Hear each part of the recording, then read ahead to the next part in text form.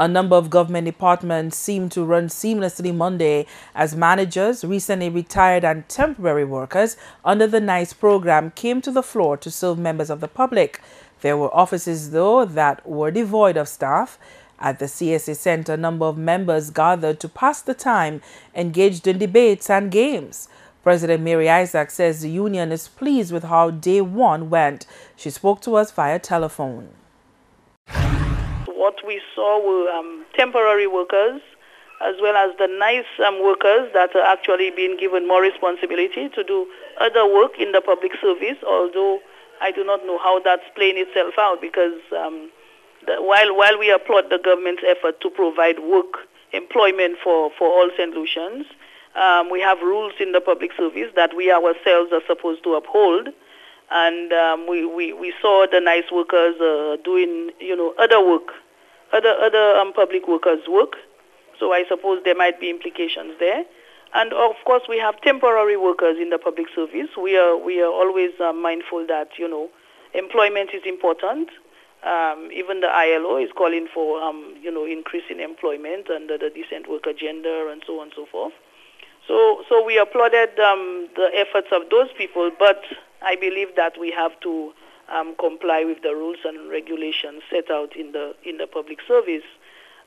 We have the temporary workers doing work and holding the fort, I suppose. The Chamber of Commerce, in an issued statement Monday, stopped short of calling the CSA an irresponsible organization for not following due process before resorting to strike action.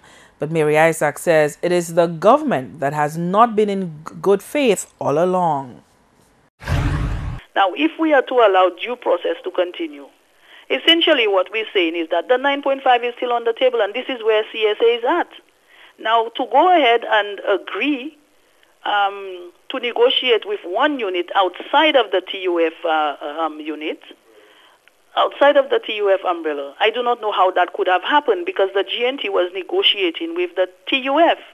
So when I heard that the one unit has signed off on the 4%, I do not understand how that could have happened, right?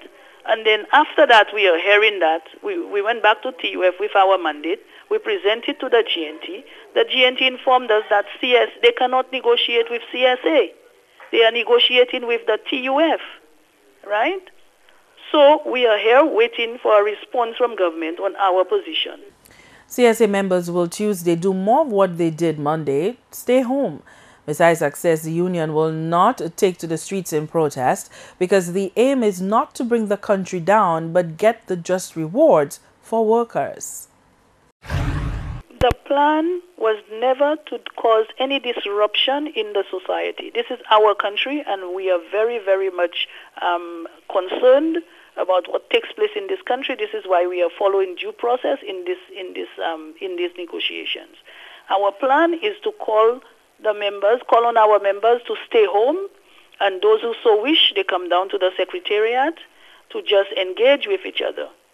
Okay? This is not in any way meant to be disruptive to the country, and there is no need for us to demonstrate anywhere at this time.